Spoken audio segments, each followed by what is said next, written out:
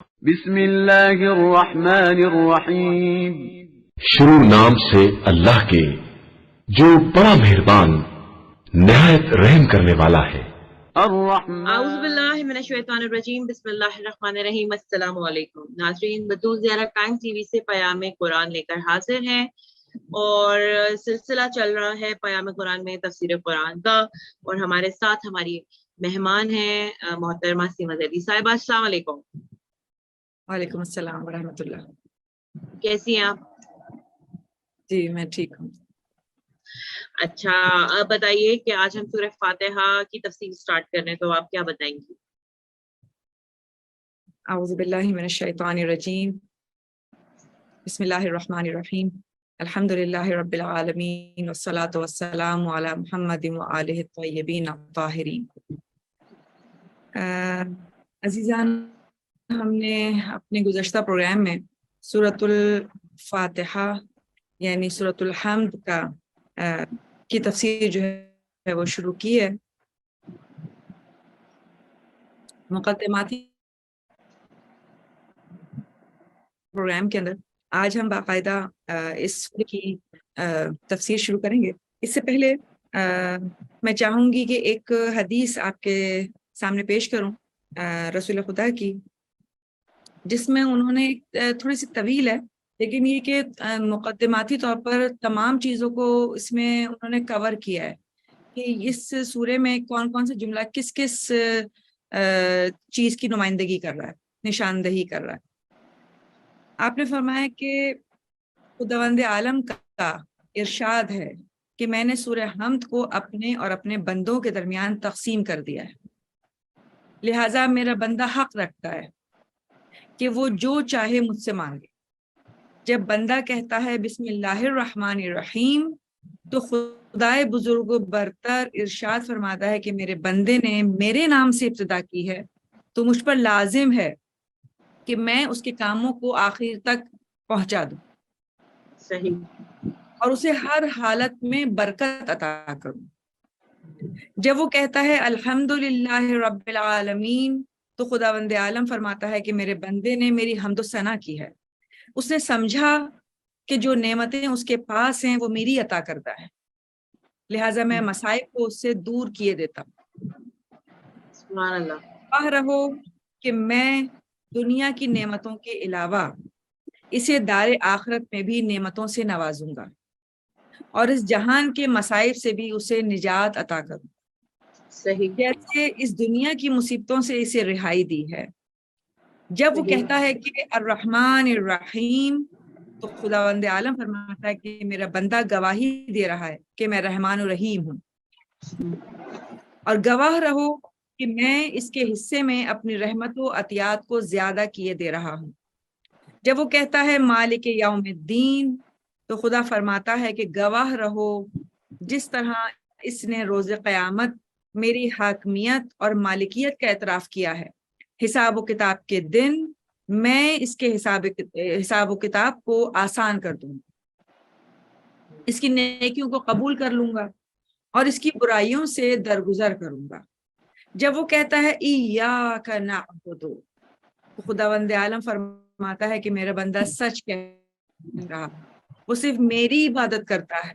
میں تمہیں گواہ قرار دیتا ہوں کہ اس خالص عبادت پر میں اسے ایسا ثواب عطا کروں گا کہ وہ لوگ جو اس کے مخالف تھے اس پر رش کریں۔ جب وہ کہتا ہے کہ ایاک نستعین تو خداوند عالم فرماتا ہے کہ میرے بندے نے مجھ سے مدد چاہی ہے اور صرف مجھ سے پناہ مانگی ہے، گواہ رہو کہ اس کے کاموں میں ہی اس کی مدد کروں گا اور اس کی سختیوں اور تنگیوں میں اس کی فریاد کو پہنچوں گا اور پریشانی کے دن میں اس کی دستگیری کروں گا۔ اور جب وہ کہتا ہے کہ اہدنا الصراط المستقیم صراط الذین انعمت علیہم غیر المغضوب علیہم ولا الضالین، یہ چونکہ ایک ہی جملے کی وضاحت ہے، لہٰذا پروردگار عالم نے کہا کہ وہ یہ کہتا ہے کہ میرے بندے کی یہ خواہش پوری ہو گئی۔ کون سی خواہش؟ کہ جو اس نے اپنی خواہش مانگی کہ پروردگار مجھے صراط مستقیم پر قائم رکھ۔ اب جو کچھ وہ چاہتا ہے مجھ سے مانگے، میں اس کی دعا کو قبول کروں گا جس چیز کی وہ امید لگائے بیٹھا ہے اسے میں عطا کروں گا، اور جس چیز سے وہ خائف ہے اسے میں مامون قرار دوں گا۔ اب دیکھیں، بظاہر اگر دیکھا جائے اس میں مکمل طور پر پروردگار عالم نے ایک پوری کی پوری ڈیٹیل، ایک پوری تفصیل اس سورہ کے حوالے سے بیان کر دی، اور ہم نے اپنی گزشتہ نشست میں اس بات کو اشارتاً کہا تھا، انشاءاللہ اس کی تفصیل بھی ہم عرض کریں گے، کہ پروردگار عالم نے اس سورے کے اندر جو یعنی پیغام دیا ہے اس کو دو حصوں میں ڈیوائیڈ کر دیا۔ ایک وہ حصہ ہے کہ جس میں پروردگار عالم سے وہ بندہ محو گفتگو ہے اور اس کی توصیف بیان کر رہا ہے، اس کی تعریف بیان کر رہا ہے، اس کی حمد و ثنا کر رہا ہے، اور اس کے بعد بقیہ جملوں میں جب اس کی تعریف بیان ہو گئی تو پروردگار عالم سے وہ محو دعا ہے اور اپنے لیے دعا مانگ رہا ہے۔ اب دیکھیں، دو باتیں تو یہاں پر بالکل واضح ہو گئی۔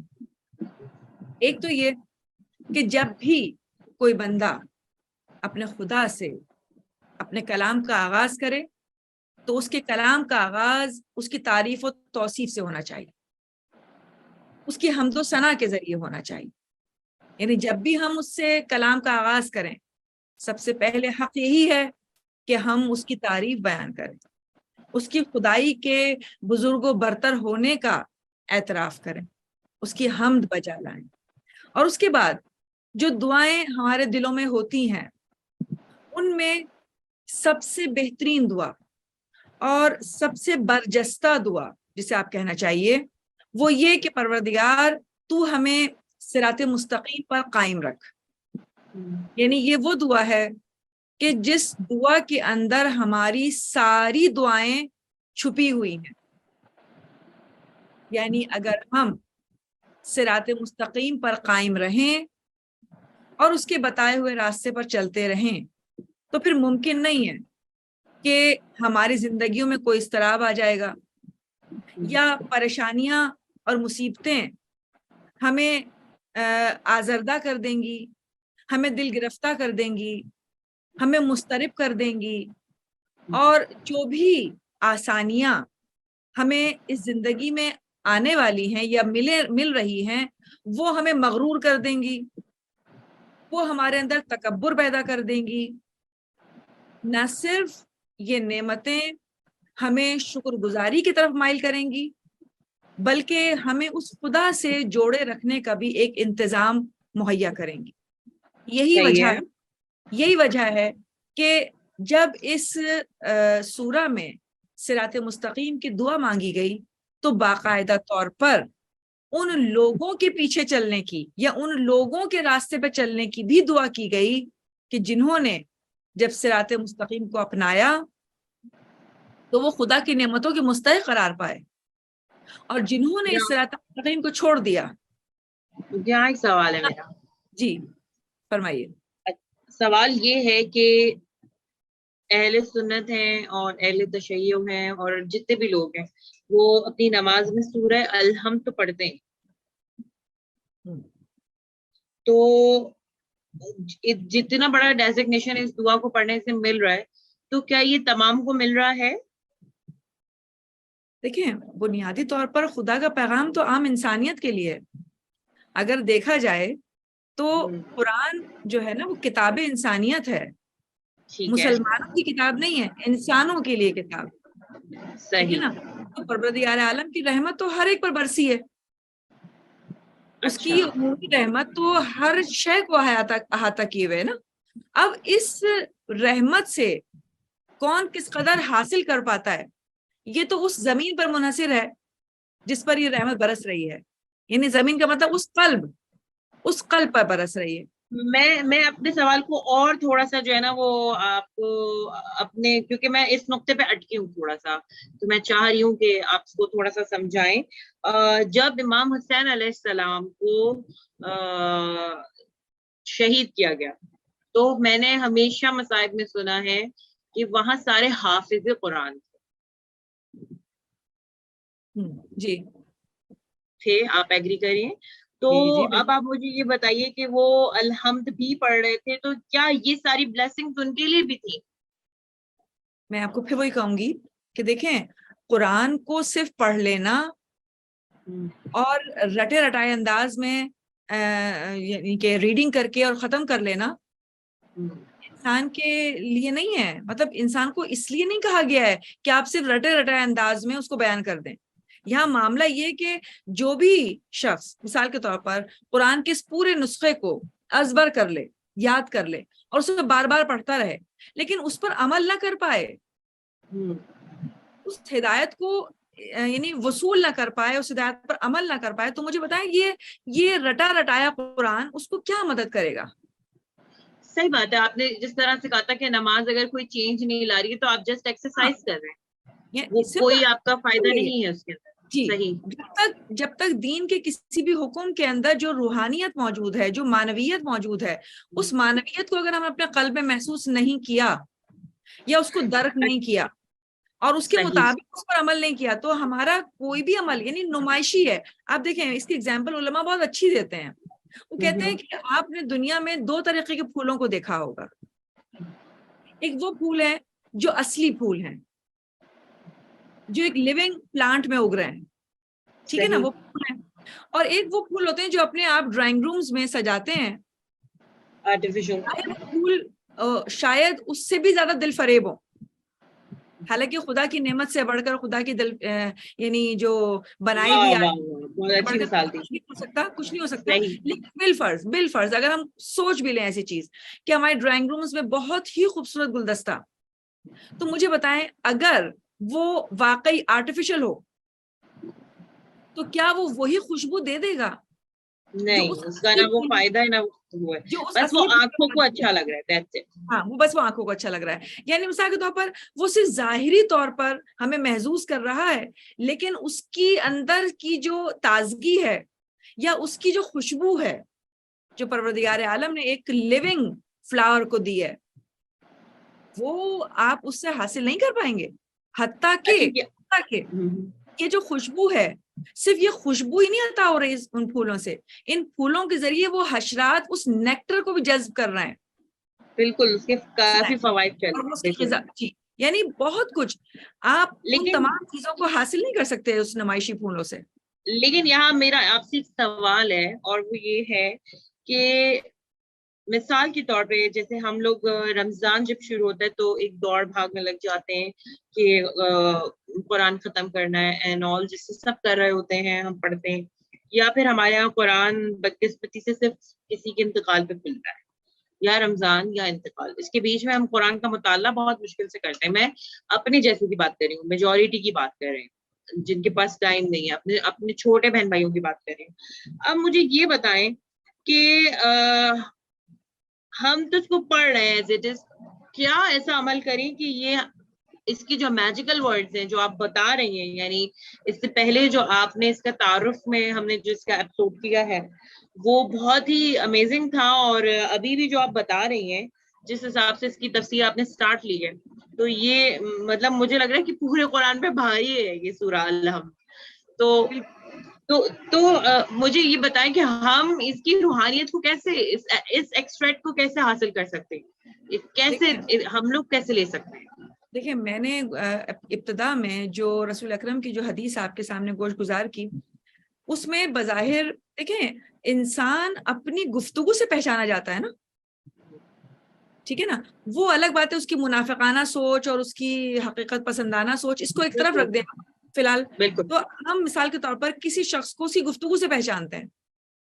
اس نے کیا کہا؟ اس نے کہا پروردگار تو ہی لائق حمد ہے اس لیے کہ تو رب العالمین ہے، اس لیے کہ تو رحمان ہے، اس لیے کہ تو رحیم ہے. تو اب ان جملوں کے ذریعے جب انسان ادا کر رہا ہے تو پروردگار اس چیز کو قبول کرتے ہوئے کہ یہ اپنے قلب کی گہرائیوں سے یہ جملہ ادا کر رہا ہے، میں یہ عطا کروں گا، میں یہ عطا کروں گا، میں یہ عطا کروں گا، میں یہ دوں گا، میں یہ دوں گا، میں یہ دوں گا. لیکن مجھے بتائیں اگر یہی چیز منافقانہ انداز میں، کافرانہ انداز میں انسان بھی زبان سے ادا کر رہا ہے تو دلوں کا حال تو پروردگار عالم جانتا ہے. آپ مجھے یہ بتائیے کہ جو کچھ بھی وہی ادا کر رہا ہے اپنے زبان سے، تو اگر اس کا دل اس کے ساتھ نہیں چل رہا اس کے قلب، اس کے خیالات، اس کے فکر، اس کی عقل و فہم اس کے ساتھ نہیں چل رہی ان جملوں کے ساتھ ساتھ. تو مجھے بتائیں، میں آپ کو تو دھوکہ دے سکتی ہوں، آپ مجھے بالکل دھوکہ بالکل دے سکتی ہیں، لیکن میں خدا کو دھوکہ نہیں دے سکتی، نہ ہی آپ، نہ ہی کوئی اور انسان. تو اس کا جو بالکل جملہ اگر قلب کی گہرائیوں سے ادا ہو رہا ہے تو مکمل طور پر اس بات کا حق رکھتا ہے کہ پروردگار عالم جو کچھ اس کے بدلے اس کو دینا چاہتا ہے وہ لے گا، وہ اس کو تو مل جائے گا. یہ کل کی گہرائیاں میں دیکھیں، آپ ایک ماشاءاللہ ایک اچھے مقام پہ ہیں، آپ کی علمیت اور تمام مولانا حضرات وغیرہ سب اس طرح. میں بات کر رہی ہوں اپنے ٹین ایجرز کی اسپیشلی، کیونکہ ہماری ویورز جو ہیں ہمارے وہ کینیڈا سے ہیں اور یورپ سائڈ سے ہیں اور پاکستان سے بھی ہیں، انڈیا سے بھی ہیں. تو میں ٹین ایجرز کی بات کر رہی ہوں. ہمارے یہاں آج کل ٹین ایجرز پھنسے ہوئے دین اور دنیا کے بیچ میں، سائنس اور دنیا کے بیچ میں. تو میں صرف یہ وہ ٹپ لینا چاہ رہی ہوں آپ سے کہ وہ ایسا کیا کریں یا میں ایسا کیا کروں کہ ہم روحانیت کو محسوس کریں یا روحانیت پہ آئیں. مطلب میں نہیں چاہتی کہ ہم ان لوگوں میں سے، ہم غافلین میں سے ہوں کہ ہمیں رٹی رٹائی ساری صورتیں یاد تھی اور جب ہم فاتحہ پڑھنے کھڑے ہوتے تو ہم الحمد تو پڑھ لیتے تھے، مگر یہ اتنے اس کی تفسیر اتنی بہترین سٹارٹ کی آپ نے جو کہ بیچ میں نے بھی روکی بھی ہے اور میں اس پوائنٹ پہ نہیں کلیئر ہو پاتی. تو ایسا کیا کریں کہ اس کو لیں. میں ٹین ایجرز کی بات کر رہی ہوں، میں اس سے بڑے، میرے جو بہن بھائی ہیں چھوٹے، میں ان کی بات کر رہی ہوں، میں اپنی بات کر رہی ہوں. دیکھیں، معذرت کے ساتھ ایک بات کی میں آپ کو تصحیح کروں، وہ یہ کہ آپ جو ٹین ایجرز کی بات کر رہی ہیں اور ان میں بیچ میں کیٹیگری بنا رہی ہیں کہ مثال کے طور پر علماء کرام اور جو میں یہ کہہ رہی ہوں کہ دیکھیں، سب کے دلوں کا حل خدا جانتا ہے. ہر آدمی اس وقت مقام امتحان میں موجود ہے، اور میں یقین کریں میں اس حوالے سے یہ پیغام دینا چاہوں گی کہ میں اپنے گھر میں بھی اپنے بچوں کو یہ کہتی ہوں کہ آپ ہم سے زیادہ خدا کے قریب ہیں. کیوں؟ اس لیے کہ آپ کا جو ابھی ٹائم ہے گناہ کرنے والا وہ کم ہوا ہے. آپ نے ابھی خدا کے سامنے کم معصیت کی ہے، آپ خدا کے زیادہ قریب ہیں. آپ جس چیز کو لے کے چل رہے ہیں ابھی آپ نے اس کو اس انداز میں مطلب اگنور نہیں کیا. دیکھیں، سمجھ بوجھ کر اگنور کرنا اور ناسمجھی میں اگنور کرنا. میں مثال کے طور پر، آپ مجھے کہتی ہیں کہ جی آپ عالمہ ہیں، آپ ہی جان لی. میں مثال کے طور پر سمجھ بوجھ کر ایک چیز کو اگنور کر دوں، اور ایک بچہ جو ابھی سمجھا ہوا نہیں ہے اور اگنور کر رہا ہے، تو اس نے کم گناہ کیا ہے، میں نے زیادہ بڑا گناہ کر دیا. بالکل بالکل ایک بات تو یہ ہو گئی، ٹھیک ہے نا، ایک بات تو یہ ہو گئی. دوسری بات یہ کہ ٹین ایجرز جو ہے نا، اس وقت ان کو علم کی ضرورت ہے، اس وقت ان کو آگاہی کی ضرورت ہے. ان کا اصل مسئلہ کم علمی ہے، ان کا اصل مسئلہ عمل نہ کرنا نہیں ہے. دیکھیں، اگر مثال کے طور پر ہم ان کو قرآن سے محبت پیدا کر دیں تو ممکن نہیں ہے کہ وہ قرآن کی تلاوت کو اس انداز میں نہ کریں کہ جس میں سمجھنے کے لیے وہ قرآن کو پڑھیں. دیکھیں، آپ میرے پوائنٹ تک آ گئی، بالکل آ گئی. آپ بہت اچھا لے کر آئی ہیں اس وقت. میں یہاں یہ ریکویسٹ کروں گی کہ آپ لوگ، اب ہمارے یہاں دراصل رواج یہ ہو گیا ہے، پہلے تو آتے تھے قاری صاحب گھر میں پڑھانے، یا کوئی استانی آتی تھی پڑھانے، یا بچے کسی ایک خاتون کے گھر جا کے پڑھتے تھے. اس طرح سے پہلے قرآن پڑھایا جاتا تھا. اب آگے یہ نیا زمانہ کہ جو بھی بیسٹ قاری یا جو اچھا قرآن پڑھا سکتے ہیں وہ زوم پہ پڑھا رہے ہیں. لیکن وہی رٹا رٹایا سیشن چل رہا ہے ہمارے یہاں بھی. معذرت کے ساتھ پیرنٹس یا ٹیچرز قرآن سے محبت نہیں سکھا رہے. وہ یہ ہے کہ پیرنٹس کے اوپر یہ بوجھ ہے کہ میرا بچہ قرآن اپنی زندگی میں ایک بار ختم کر لے اور ہم اللہ کے آگے سرخرو ہو جائیں کہ اس نے اپنی ہولی بک کو ختم کر لیا، دیٹس اٹ. اور ایک بڑا سا فنکشن ہو گیا کہ اس نے اپنا ختم قرآن کی تقریب ہو گئی. میں کہہ رہی ہوں کہ اس سوچ سے آگے بڑھے، نکلیں. ہم تو غفلت میں چلے گئے، اس وقت تو ہمیں آگاہی نہیں ہوئی. لیکن کیا یہ ضرور، اچھا ایک کیٹیگری اور ہے، میں یہاں پہ معذرت کے ساتھ دوبارہ اپنی بات کاٹ رہی ہوں. یہاں ایک کیٹیگری اور ہے جو اس لیے نہیں آگاہی لینا چاہتی، جن کی بات آپ کر رہی ہیں کہ جس کا علم کم ہے یا جو جان بوجھ کے وہ نہیں کر پا رہا ہے تو اس کے اوپر زیادہ گناہ ہے، اور جس کا علم کم ہے اس کو پتہ ہی نہیں ہے اس کا گناہ کم ہے، اور جو جان بوجھ کے کر رہا ہے اس کا گناہ زیادہ ہے. تو بعض لوگ اس لیے بھی علم حاصل نہیں کر رہے ہوتے کہ اگر ہمیں پتہ چل گیا تو ہمیں عمل کرنا پڑ جائے گا، اس لیے نہ ہم انجان ہیں. نہیں دیکھیں، میں صرف یہاں پر اس بات کو صرف یہاں پہ اس بات پہ ختم کروں گی کہ دیکھیں، ہم جس دور میں موجود ہیں، ہم اس دور میں اپنی ہر چیز کو 100% پرفیکشن کے ساتھ حاصل کرنا چاہتے ہیں. بالکل آپ دیکھیں، آپ اپنی زندگی کے ہر چیز کو دیکھیں، چاہے آپ اپنے لباس کو کیوں نہ دیکھ لیں، صحیح. چاہے آپ اپنے رہن سہن کو کیوں نہ دیکھیں، چاہے آپ اپنے موومنٹ کو، ٹرانسپورٹ کو کیوں نہ دیکھیں، چاہے آپ بالکل اپنی گفتگو کو دیکھیں، ہر چیز میں آپ یہ چاہتے ہیں کہ میں اس چیز کو نا 100% لے کر جاؤں، سوائے دین کے معاملات کے، بالکل سوائے اپنی ایسا ہی ہے. زندگی کے اندر دین کی مداخلت کے. یعنی جس کو آپ واقعی وہ مداخلت سمجھتے ہیں، یعنی وہ سمجھتے ہیں کہ یہ بے جا مداخلت ہوگی اگر میں اس چیز کو سمجھوں گا، حالانکہ ایسا قطعاً بھی نہیں ہے.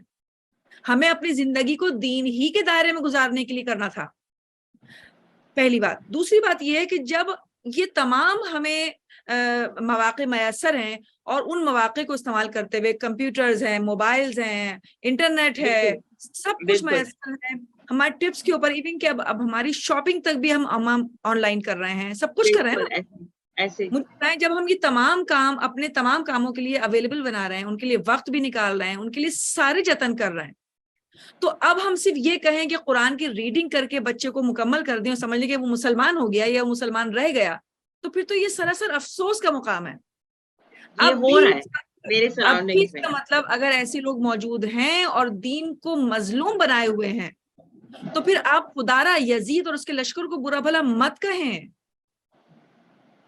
مت کہیں ان کو برا بھلا، اس لیے کہ انہوں نے بھی امام حسین کا ساتھ چھوڑا اسی لیے تھا کہ وہ دین پر عمل نہیں کرنا چاہتے تھے، ورنہ حسین میں کوئی برائی نہیں تھی. بالکل حسین بالکل میں کوئی یہی برائی نہیں تھی، انہوں نے حسین میں کوئی برائی نہیں نکالی.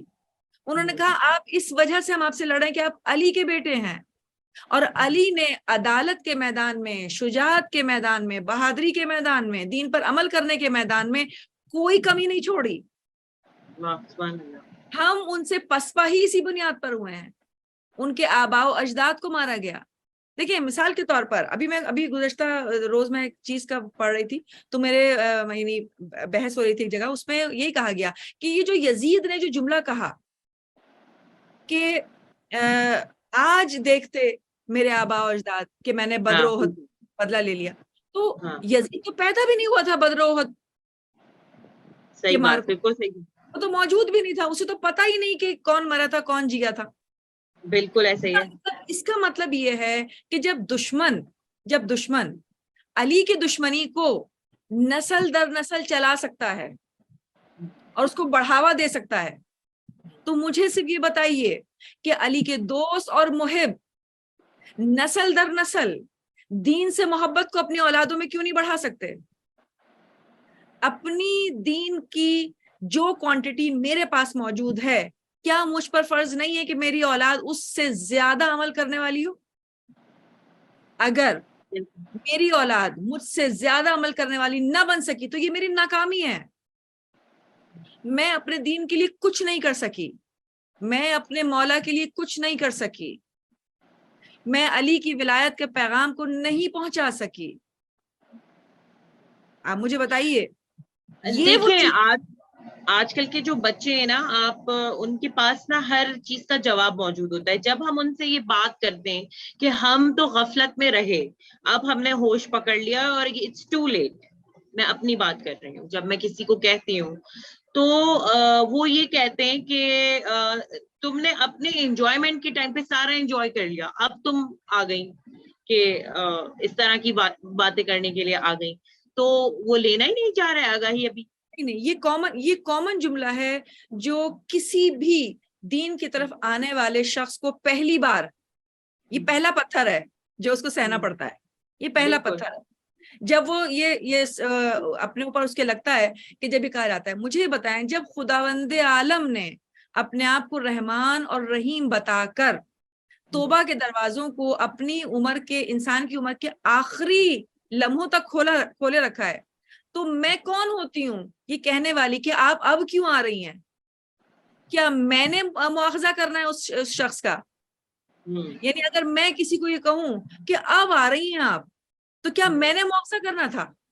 کیا میرے ذمہ تھا اس کا مواخذہ؟ جبکہ میں خود بھی اسی میدان میں اس کے برابر میں کھڑی ہوں گی میدان محشر میں. اور میں بھی خداوند عالم کی رحمت طلب کر رہی ہوں گی اور وہ شخص بھی رحمت طلب کر رہا ہوگا. مجھے بتائیں اس میدان محشر میں مجھ میں اور اس میں کیا فرق رہے گا؟ تو میں کون ہوتی ہوں یہ بات کہنے والی کہ آپ اب کیوں تشریف لائی ہیں؟ اس میں ہماری جو نوجوان نسل ہے لیکن اس میں ہیں کچھ بچے پریکٹیکل جن کی گھروں سے ان کو بہت اچھی تربیت ملی ہے، لیکن بہت ساری والدین ایسے ہیں جو اگنور کر گئے اس چیز کو اپنے شاید معاشی اور گھر کی ذمہ داریوں کی وجہ سے. لیکن وہ بچے جب اب ہم ان سے بات کرتے ہیں، جو بچے اب بڑے ہو گئے ہیں اور اب ہم ان سے یہ کہتے ہیں کہ دیکھو اس طرف پلٹو، جیسے عمل بالمعروف و نہی عن منکر، تو اچھائی کا پیغام دو اور برائی سے روکو. تو جب آپ ایسی بات کرتے ہیں تو وہ بولتے ہیں کہ مائنڈ یور اون بزنس، آپ ہمیں نہیں سکھائیں، کیونکہ جب آپ ہماری ایج کی تھیں یا تھے تو آپ بھی سارے انجوائمنٹس کر رہے تھے، تو آپ ہمیں کیوں ٹوک رہے ہیں؟ دیکھیں بات وہی بات آ رہی ہے، یہ وہی والی بات آ رہی ہے کہ آپ نے تو کر لیا، اب ہمیں روک رہے ہیں. تو مجھے یہ بتائیں کہ اس کے اندر خود جواب موجود ہے. یعنی مثال کے طور پر کہ مجھے تو اندازہ ہو گیا میں نے غلط کام کر لیا، ٹھیک ہے، اب سامنے والا جو یہ جواب کاؤنٹر جواب مجھے دے رہا ہے کہ آپ نے تو مزے کر لیے، اس سوال کے اس اعتراض کے اندر اس کی ایک یعنی ایڈمیشن، ایک اعتراف موجود ہے، ایک اعتراف اس کے سوال میں موجود ہے کہ آپ نے تو مزے کر لیے اور آپ مجھے چاہتی ہیں. تو ٹھیک ہے، اگر آپ بھی مزے کر کے اور آخر عمر میں جا کے اس کو تسلیم کرنا چاہتے ہیں تو آپ بھی کر لیجئے، لیکن اگر آپ مجھ سے بہتر بننا چاہتے ہیں تو آج ہی سے عمل شروع کر دیجئے. دیکھیں بالکل آپ دین کے طرف عمل کرنے کے لیے اگر آپ یہ سمجھتے ہیں کہ آپ ایک آئسولیٹڈ نظام کے اندر ہیں جہاں پہ آپ کو کوئی دیکھنے والا نہیں ہے تو یہ ممکن نہیں ہے.